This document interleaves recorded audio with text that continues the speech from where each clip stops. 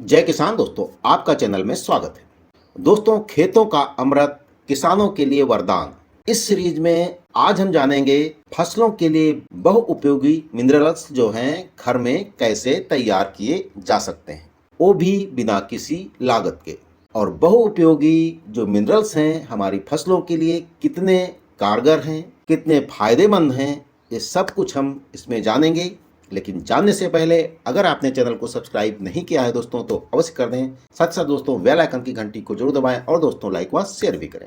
जैसा कि सभी को मालूम है कि फसलों को सभी प्रकार के तत्वों की जरूरत होती है, और जब सभी तत्व फसलों को मिलते हैं तो फसल हमारी काफी अच्छी होती है और पैदावार भी अच्छी होती है। पिछली कड़ी में हम लोगों ने जो है माइक्रोन्यूट्रिएंट के बारे में जाना था, जो आप घर में आसानी से बना सकते हैं। फसलों में जो है मिनरल्स की भी जरूरत होती है, और मिनरल्स अगर फसलों को मिल जाता है तो फसलें काफी अच्छी हो जाती हैं। जैसे कि शरीर में जो है सभी तत्वों की जरूरत होती है, और जिस शरीर को सभी तत्व मिलते हैं वो शरीर हष्ट पुष्ट और अच्छा होता है और लाइफ भी अच्छी होती है। इसी प्रकार फसलों को जो सभी तत्व मिल जाते हैं तो फसलें भी हमारी काफी अच्छी होती हैं और स्वास्थ्यवर्धक भी होती हैं।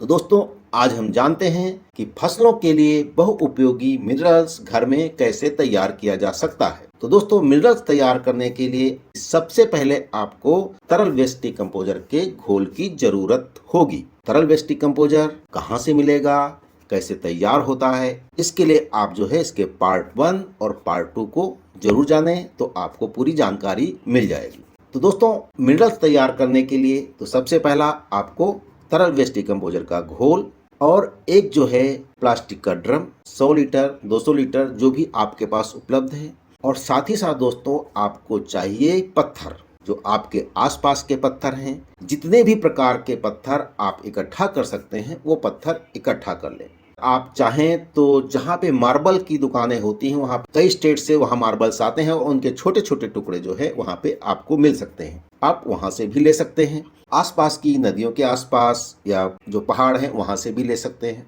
तो कुल मिला के आप पत्थरों को इकट्ठा करना है, और दोस्तों इसके अलावा इसमें कुछ लाने की जरूरत नहीं होगी। ये तो सब रहे इसके जो है सामग्री की बात। दोस्तों, मिनरल्स जो होते हैं हमारे फसलों में काफी फायदेमंद होते हैं। कई किसान इसका उपयोग भी कर रहे हैं और इसे तैयार करके अपने फसलों पर प्रयोग भी कर रहे हैं। अब दोस्तों हम जानते हैं कि इसको कैसे बनाया जा सकता है। तो बनाने के लिए दोस्तों जो आपने एक प्लास्टिक का ड्रम लिया है, उसमें जो नीचे के हिस्से पे आपको एक टेप लगाना है, यानी कि एक टोटी लगानी है, जिससे कि जब आप निकालेंगे तो ऊपर से जो तत्व तैयार हो जाएगा वो आप आसानी से निकाल सकेंगे। तो इस ड्रम में आपको एक टोटी लगानी है, और उसमें जो है जो पत्थर आपने इकट्ठा किए हैं, तो पत्थर इतने हो जो कम से कम आधी ड्रम तो जरूर भर जाए। जो आपने तरल वेस्ट डिकम्पोजर का घोल तैयार किया है इस ड्रम में भर देना चाहिए।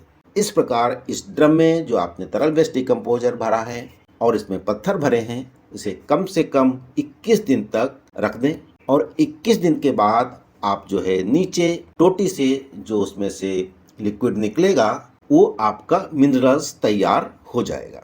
ये मिनरल्स जितना आप निकालेंगे, जैसे मान लिया एक ड्रम आपने 100 लीटर का बनाया है और आपने उसमें से 10 लीटर जो है मिनरल्स निकाल लिया है, तो आप ऊपर से 10 लीटर जो है वेस्ट डिकम्पोजर और भर दें ताकि ये उसमें तैयार होता रहे।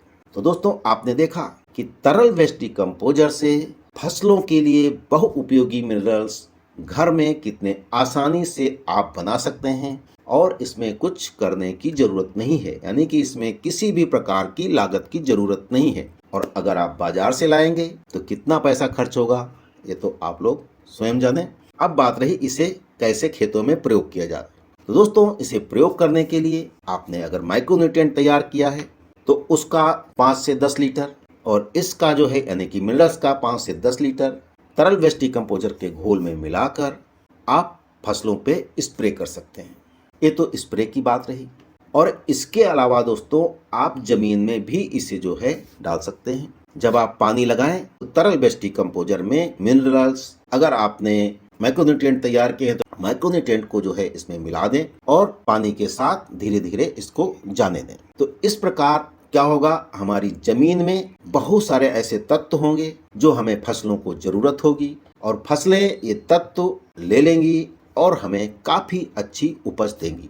तो दोस्तों, आपने देखा खेतों का अमृत किसानों के लिए वरदान। तो इसकी पिछली कड़ी में आपने माइक्रोन्यूट्रिएंट के बारे में जाना था और इस कड़ी में आपने जाना मिनरल्स घर में कैसे तैयार कर सकते हैं। और अगली कड़ी में हम जानेंगे एक ऐसे ही और तत्व के बारे में जो आपकी खेती के लिए काफी कारगर होगा और काफी बेहतर होगा। इसी के साथ जय किसान दोस्तों।